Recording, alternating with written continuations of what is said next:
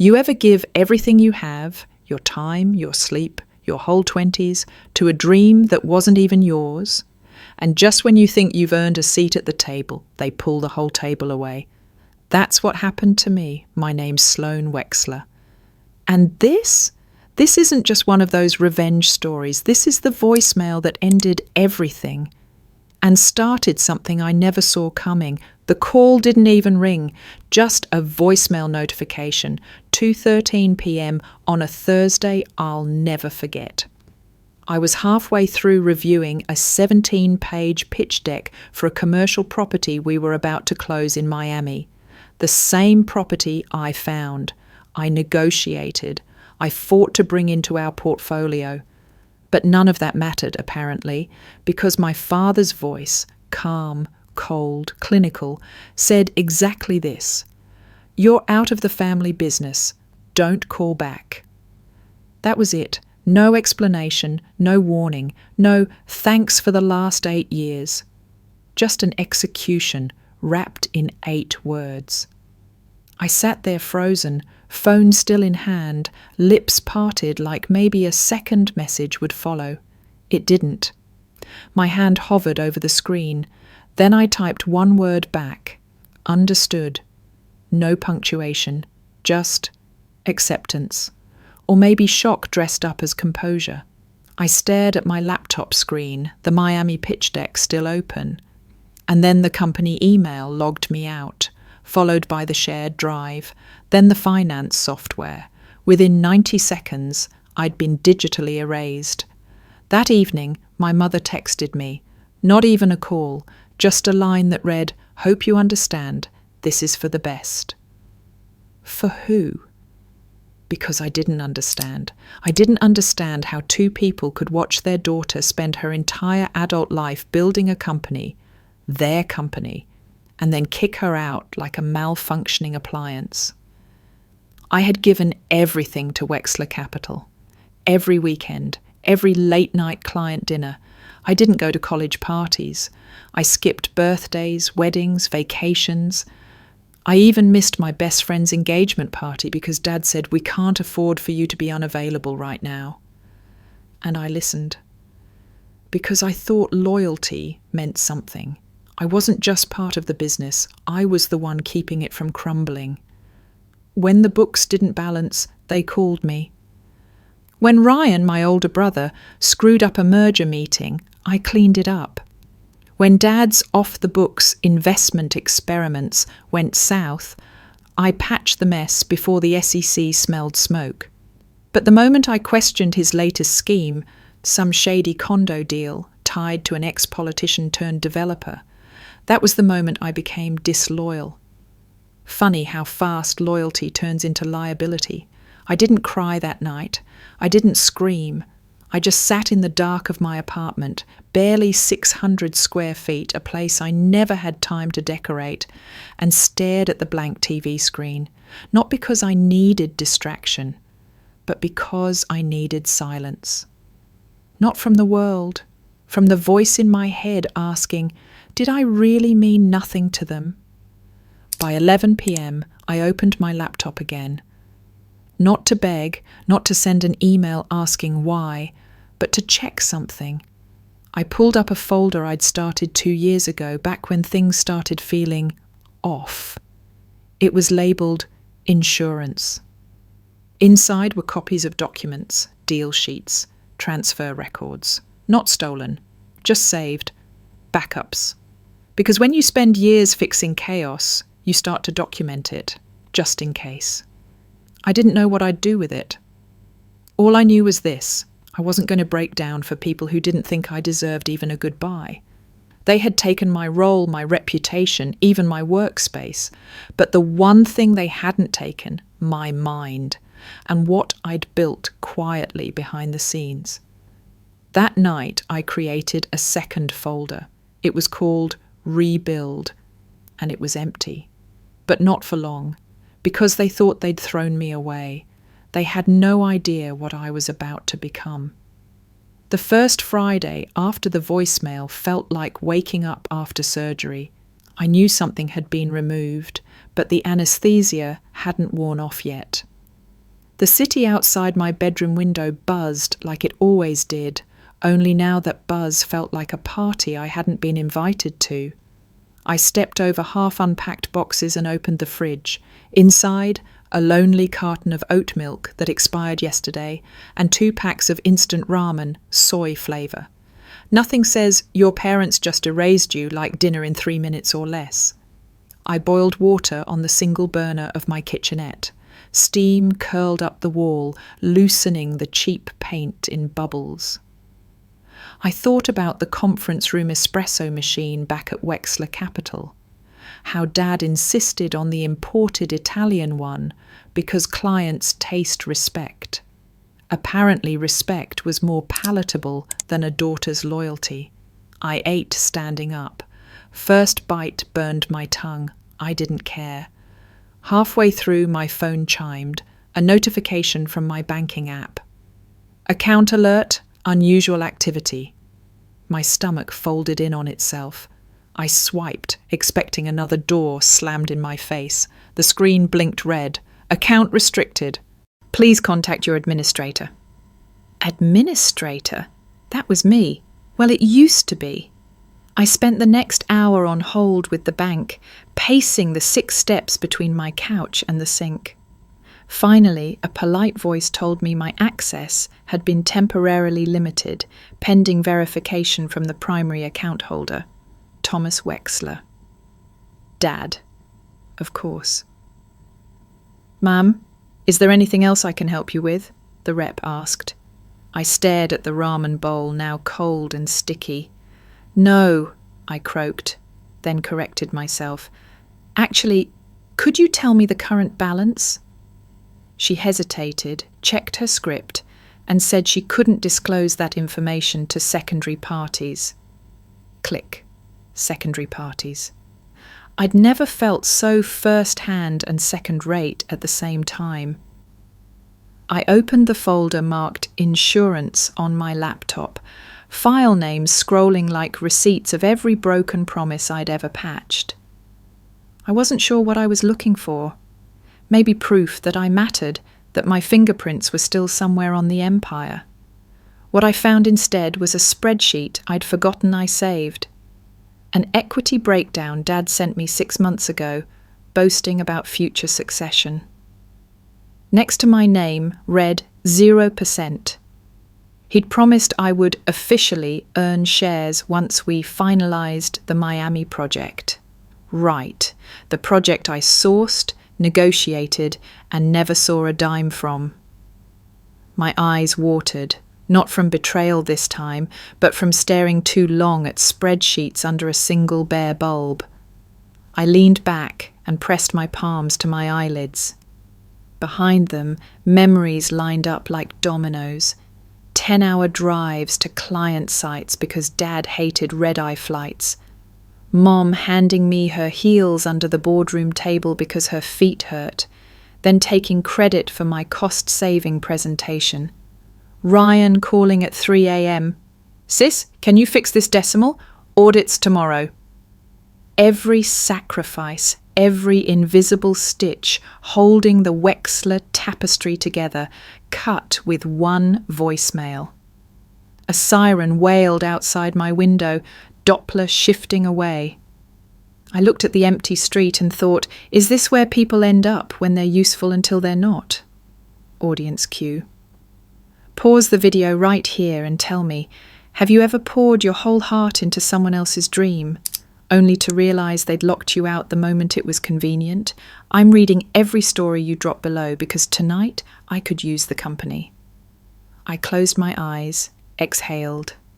Then I did something uncharacteristic. I opened a blank document and titled it Rebuild Day 1. It looked ridiculous, like a toddler naming her imaginary kingdom, but the cursor blinked at me, patient and ready. First entry, inventory skills they can't take. List contacts who trust me, not the Wexler name. Find cash flow, even if it starts at 0. Step 1 was easy. Skills, projection analysis, crisis negotiation, forensic bookkeeping, and a photographic memory for fine print. Thanks, Dad. Step 2 took longer. Loyalty in business is as stable as Jenga in an earthquake. By midnight, I had 3 names: Harper Jang, commercial broker, Alejandro Ruiz, construction magnate, and Dahlia Price, venture capital partner, who once whispered, "You're the real brain in that family." Step 3, cash flow, was the killer. My personal savings were in the frozen account. Credit cards? Cancelled. Apparently I'd opened them through the company. Cute. I rifled through a cardboard box labelled college stuff and found a 3-year-old laptop I'd helped Ryan reset for his girlfriend. Inside the lining, taped with blue painter's tape, sat a forgotten USB drive. I plugged it in. Password hint: sister knows best. Ryan's sense of humour aged like milk. I tried my usual cipher and got in. The drive held raw transaction logs, thousands, Ryan's sloppy attempt at reconciling personal transfers. I scrolled, heart pounding. Half the entries flagged S. Wexler, clearing. Clearing what? A chill nipped my spine. Dad's voice echoed, "We keep the family protected." Was that why they cut me out? Not disloyal, just inconveniently informed. Clock read 3:07 a.m. My ramen bowl was still on the counter, congealed. I dumped it, washed the cheap pot, wiped the kitchenette like a crime scene. Something inside me clicked into the same gear I used when crises hit the company: cold, clear, no wasted movement. I copied the USB contents into insurance. I backed the folder to an encrypted cloud. Then I opened Rebuild. Day 1 again, and typed a 4th line. 4. Turn being erased into being invisible until I'm unstoppable. Outside, dawn leaked pale orange over the skyline. For the first time since the voicemail, I felt something brighter than hurt, a thin, buzzing thread of purpose. They hadn't just kicked me out, they'd set me free. And freedom, I was learning, tastes a lot better than cold ramen. By month 2, I'd stopped waiting for a call from them. No, how are you? No, maybe we overreacted. Nothing. Not even a happy birthday. I didn't tell anyone it was my birthday. I bought myself a coffee, sat in the same clothes I wore the day before, and stared out my dusty apartment window like some anonymous extra in a movie about someone else's life. But inside, something else was happening. I wasn't numb anymore. I was studying. During the day, I devoured courses on commercial zoning laws, contract loopholes, and venture capital structuring. At night, I taught myself to code. I didn't have money to hire someone to build my company's site, so I became the developer. Not out of passion, out of necessity. The same way I learnt to scan 80-page contracts in under 2 hours back at Wexler Capital, because if I didn't, no one else would. I started calling people. Not people from the family circle. They were too tangled in that web to be trusted. I went to my college email archives and found Harper Jang, a commercial broker I helped once during her messy licensing audit. She remembered. Then I called Dahlia Price, a woman who once called me the real spine of Wexler Capital, at a gala, while smiling at my mother and pretending it was a joke. "Wexler's let you go?" she said, like she couldn't believe it. "They did," I replied, "but they didn't take my mind with them." Silence. Then, "You building something, Sloane?" "I am." "Good," she said, "because I've got 3 investors who are sick of dealing with men who think delegation means passing it to their assistant and calling it leadership." And just like that, my first lead. I named the new company Sloane Equity Group. It was barely more than a Google sheet, a domain name, and a folder of contacts. But it was mine. No family crest, no bloodlines, just function. I worked 14-hour days in that apartment. Lights off to save electricity, laptop balanced on an overturned box. I pitched at coffee shops with borrowed blazers. I signed my first client in a diner on the Lower East Side, a small logistics firm looking to sublease industrial space. That deal made me $4,200 in commission. I nearly cried when it hit my PayPal. Not because of the money, though I desperately needed it, but because it was earned entirely outside their name. I wasn't just surviving, I was reprogramming my own worth. By month 6, Sloan Equity had quietly landed 2 more clients and was approaching 6-figure revenue. Nothing huge, but solid, real, and invisible to the people who threw me away. That part felt important. I didn't want them to know. Not yet. The more I built, the more I understood just how deep their control had run. Every email I sent from my old job was monitored. Every deal I led was technically their property. I had no proof of ownership for any success I contributed to, but I had something better now, a paper trail they couldn't touch. I saved every contract, every invoice, every call summary, not to hoard, not even for revenge. Just because this time I was keeping score. A year into being invisible, I got a call from a man named Marco D'Alessio, big player in high-end condo development. Wexler Capital had tried to land him 3 times. He always passed. Marco didn't recognize my name at first, but after 10 minutes of talking, he said, "Wait, weren't you the girl who fixed the Penn East zoning disaster? I thought that was Thomas Wexler." "No," I said calmly. "That was me. I just wasn't invited to the press release." He laughed. "Your pitch deck's tighter than anything they've sent. I want to work with you, not them." That deal? It was worth $1.3 million in property consulting fees over 9 months. And the kicker, Marco mentioned offhand, that Wexler Capital had just been denied a loan because a younger firm had already cornered the buyer. That firm was mine. I remember standing in the middle of my kitchen, bare feet on cold tile, microwave humming, and whispering, "They don't even know it's me." For the first time since the voicemail, I smiled.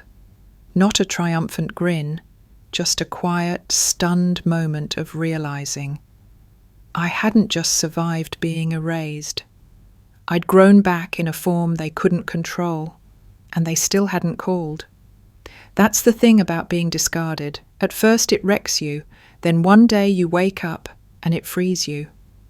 It was 11:03 p.m. when my phone lit up. Unknown number, New York area code. I almost didn't answer. My instincts had learned silence was safer. But something in my chest, it wasn't hope, it wasn't fear, it was colder than both. Curiosity, maybe, the kind you feel when you spot smoke on the horizon. I answered, "Sloan?" It was Ryan. I hadn't heard my brother's voice since the day they erased me. He sounded nothing like I remembered. No smugness, no spin, just raw panic. "I know it's late, but I didn't know who else to call. Something's happened." I didn't speak. "They're being audited," he rushed on. "The IRS, they're digging into everything. 7 years back, off-book stuff, wire transfers. They have names, Sloan, your name, on 2 of the offshore accounts." I sat up straight. "Excuse me? I swear, I didn't know your name was on them. Dad, he said it was for protection, like a buffer." Buffer, of course. Use me as the firewall. Again.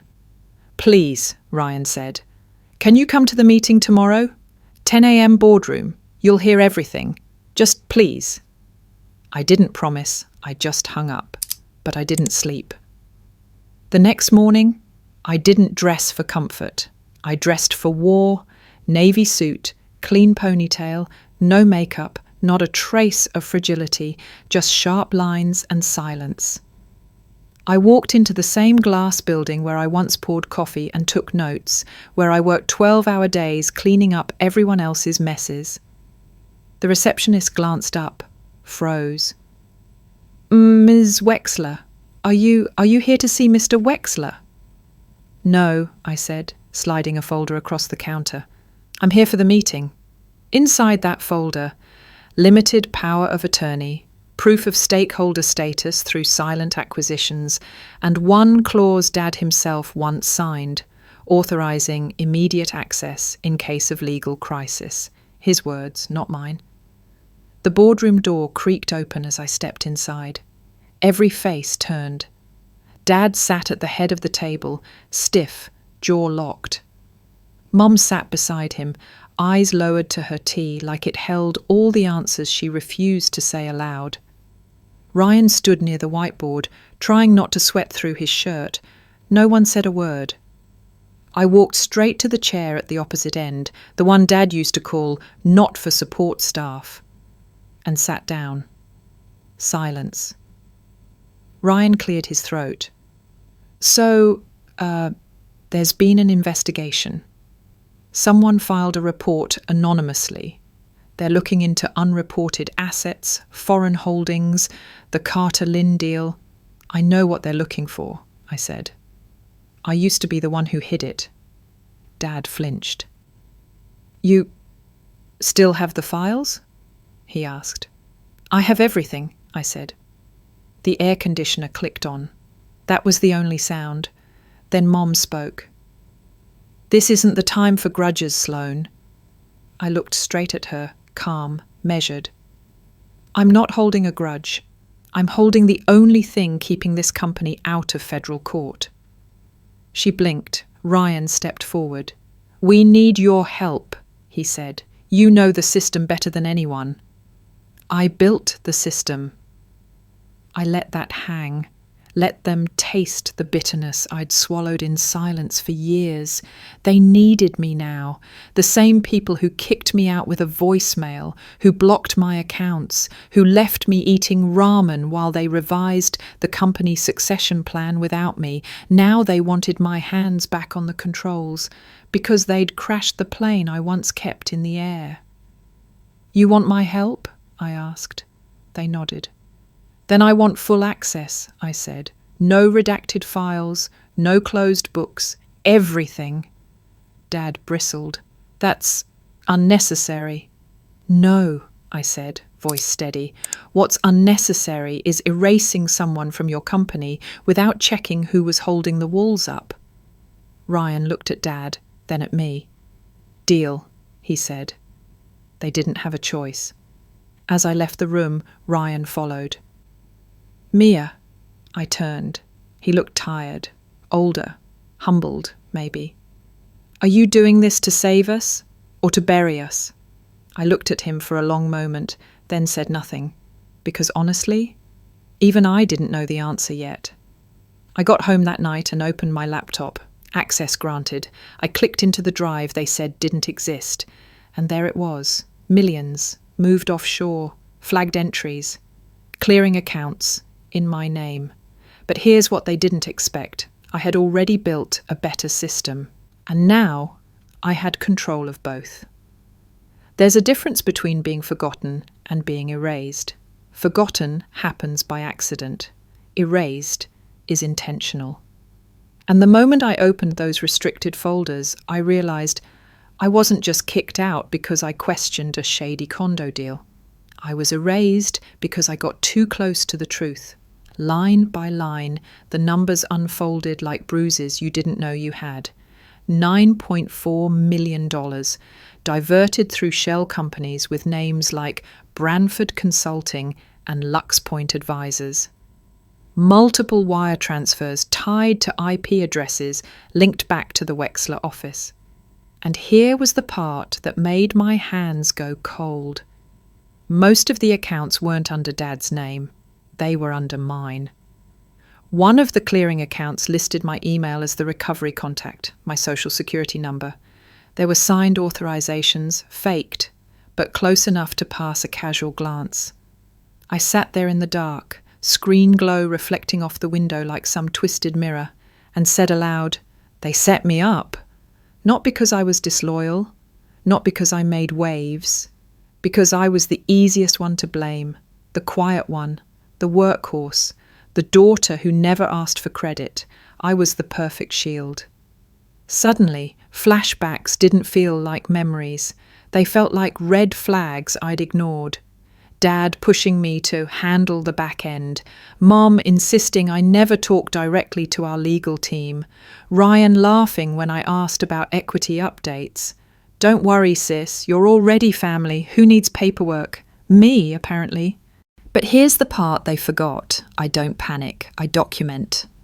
And years ago, when I still believed in their promises, I'd added a clause into our joint consulting contract, just a tiny one, buried in legalese. It read, should any Wexler party engage in fraudulent or unethical activity using the name, likeness, or information of Sloane Wexler, said party forfeits all claim to her intellectual contributions and company shares. Dad had laughed when I wrote it, called it cute. Mum rolled her eyes. They signed it anyway. Now, that cute clause, it was a legal sledgehammer.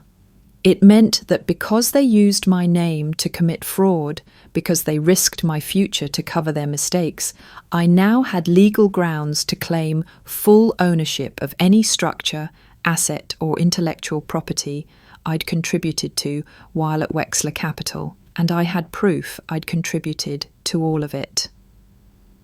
The next morning, I met with a lawyer, one who didn't know my last name but respected the paperwork. 3 days later, with signed declarations from 2 former clients and an internal audit from my own startup in hand, I drafted the takeover motion. But I didn't send it yet. Instead, I waited, because I wanted to give them one last chance to admit it, to own what they did to me. I called for a meeting, this time in the same boardroom, but the seat at the head of the table, that would be mine. They arrived just after 10, Dad stiff, Mum overly composed, Ryan silent. I laid out the files, proof of the laundering, the forged accounts, and the clause that would gut the foundation of their empire. And then I said quietly, you didn't kick me out because I was wrong. You kicked me out because I was right, and that scared you. Dad opened his mouth. I raised a hand. Don't. Just don't. Mum leaned forward. We were trying to protect the family. I laughed. Actually laughed. By gambling with your daughter's name and freedom? That's not protection. That's betrayal with a smile. Ryan finally spoke. You're going to take everything, aren't you? I met his eyes. I'm taking back what was already mine. He stood, fists clenched. You'll regret this. I didn't even flinch. I already did. I regretted trusting you. I regretted working myself to the bone for a family that saw me as an extra body, not a person. But I don't regret this.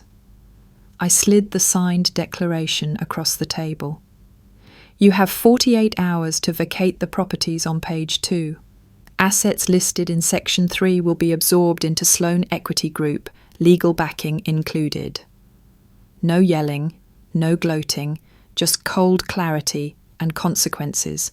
They had chosen to erase me, so I rebuilt myself untouchable.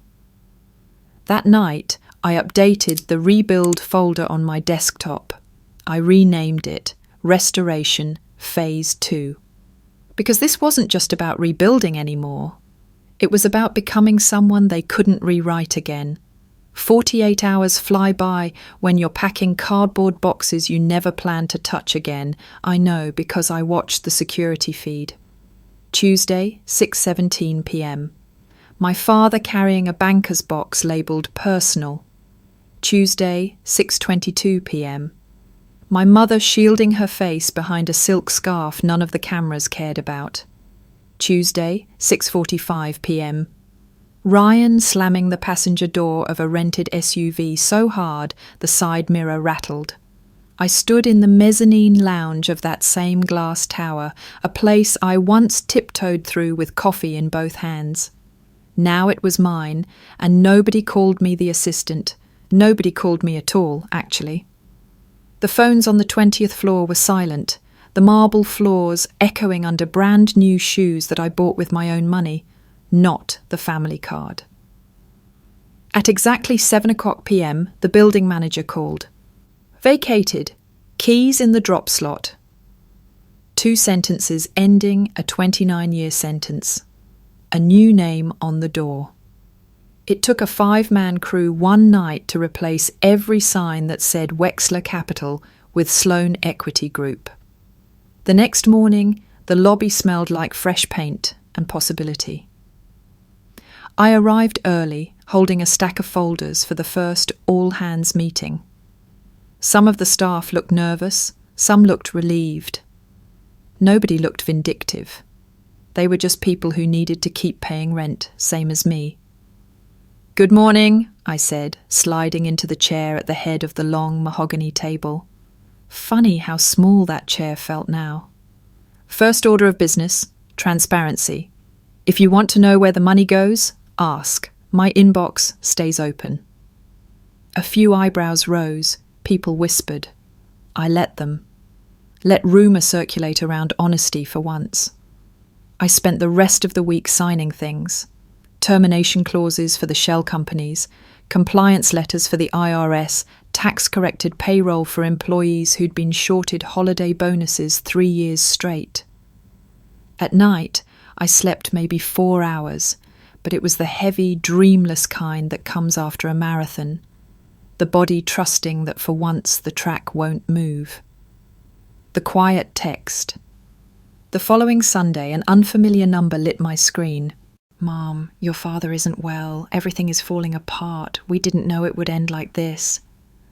I stared at the message longer than I should have. The part of me that remembers birthday hugs almost replied. But the part that remembers the voicemail breathed deeper.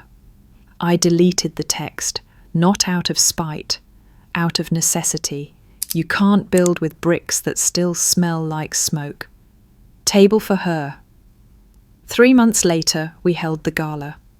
The ballroom at the Metropolitan Plaza gleamed under chandeliers the size of small planets. Some press showed up, mostly local outlets sniffing around for the next self-made woman headline. A few national reporters came because the story, daughter disowned, becomes CEO, buys family empire, played well on morning TV.